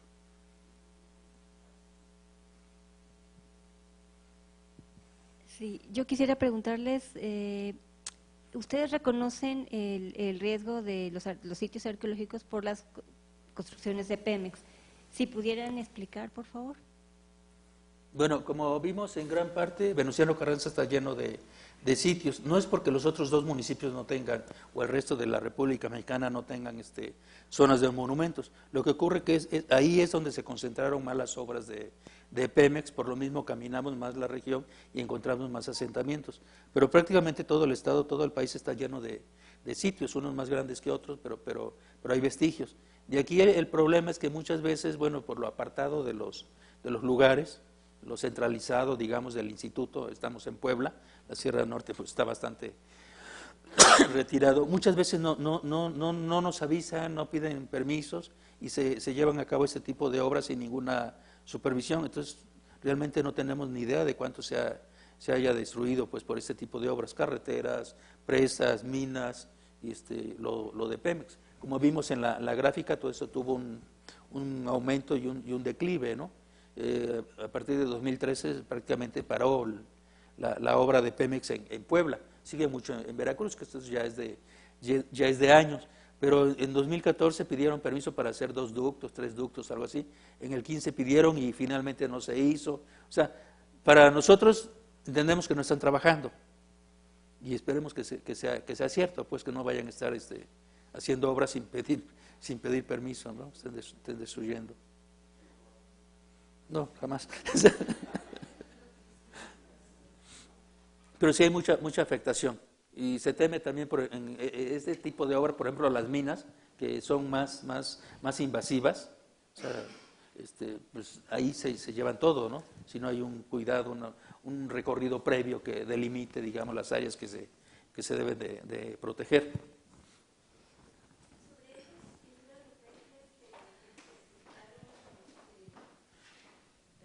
Las de ¿cómo se llama? Zapotitlán de Méndez. Sí. Si nos pudiera platicar, por favor, ¿qué es? Mira, lo que sé fue el recorrido que hicimos a solicitud de una persona, de un vecino de esta población que afortunadamente estaba albañil, estaba trabajando en la Ciudad de México, vio por ahí que estaban las oficinas del instituto y entró y hizo la denuncia. Estando nosotros en la Sierra Norte me pidieron que atendiera la denuncia, pero realmente, o sea, es difícil porque aunque esté cerca, la falta de caminos, hay que dar una vueltezota, entramos por ¿cómo se llama? Bueno, dimos la vuelta a Huauchinango, por Zacatlán, por este rumbo, y ahí fue como logramos entrar. O sea, está lejos, está incomunicado, digamos, el lugar. Entonces hicimos el registro, hice la propuesta de volver a ir para comparar nuestros dibujos, se habían quedado bien, pero ya no hubo medios, ya no hubo recursos para seguir haciendo este registro. Y es una lástima, pues tan preciosos los grabados. Incluso bueno, participamos en una conferencia con Yatsin en Cuba, ¿verdad? Todo el mundo nos preguntaba, oye, qué sitio tan interesante, pero la falta de recursos es el problema ahí. Y bueno, como vimos también en las imágenes, muchos están grabados, están repintados con yeso. Por eso muchas veces no se debe de dar la ubicación, digamos, porque va la gente y van y los rayan, ¿no? Los vandalizan. Ahí lo que yo recomendaría hacer es checar el registro que esté bien, si no completarlo, hacer unas réplicas y proteger eso, ¿no? ver que la gente lo pueda ver, pero no rayarlo, no manipularlo. Y como es, hay muchos otros lugares, digamos, en el resto del estado. Pues no sé, otra pregunta por ahí, duda.